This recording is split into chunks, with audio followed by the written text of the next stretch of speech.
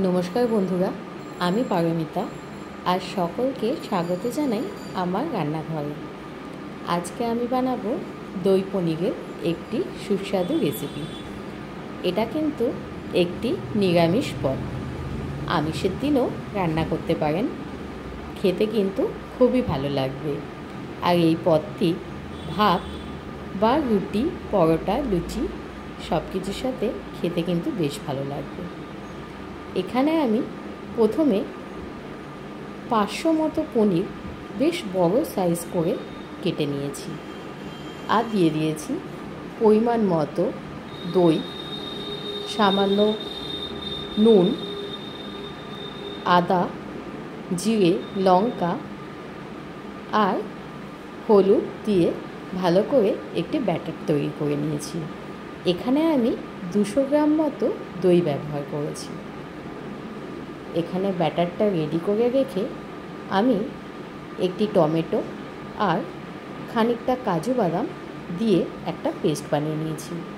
কাজু বাদামটা আমি অবশ্যই খানিকটা আগে সামান্য জলে ভিজিয়ে রেখেছিলাম। এবার কড়াইতে দিয়ে দিয়েছি সাদা তেল। তেলটা গরম হলে দিয়ে দিয়েছি কুচিয়ে রাখা ক্যাপসিকামটাও একটু বড় সাইজ করে কেটেছি। ক্যাপসিকামটা খানিকটা ভেজে নিয়ে আমি যে দইয়ের মিশ্রণটা বানিয়ে রেখেছিলাম সেটা ক্যাপসিকামের সাথে মিশিয়ে দিয়েছি।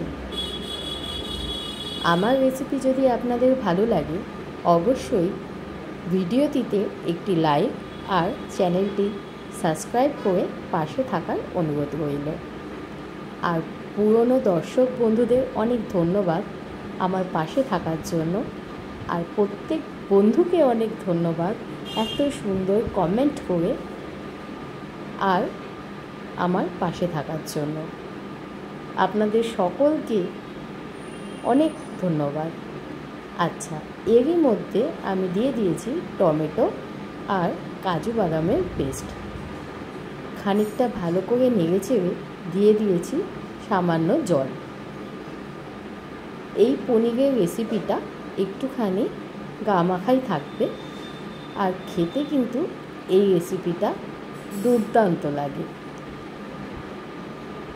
যারা পনির খেতে পছন্দ করেন তারা কিন্তু এই রেসিপিটা বাড়িতে বানিয়ে দেখতে পারেন, খেতে কিন্তু খুবই ভালো লাগবে। তাহলে চলুন কথা না বাড়িয়ে আবার রান্নায় ফিরে যাই। জল দেওয়ার পর দিয়ে দিয়েছি কেটে রাখা পনিরগুলো। আপনারা চাইলে পনিরটা একটু ভেজে নিতে পারেন। এইবার দিয়ে দিয়েছি খানিকটা গরম মশলা, তেলটাও ওপরে ভেসে উঠেছে। আর দিয়ে দিয়েছি পরিমাণ মতো চিনি। আর দিয়েছি নামিয়ে নেওয়ার আগে খানিকটা ঘি। আমার রান্না কিন্তু কমপ্লিট হয়ে গেছে। আপনারা চাইলে এর মধ্যে কিশমিশও দিতে পারেন। আমার রান্না কিন্তু কমপ্লিট হয়ে গেছে। আপনারা চাইলেও বাড়িতে এইভাবে বানিয়ে নিতে পারেন। দেখা হবে আবার অন্য কোনো ভিডিওতে। নমস্কার।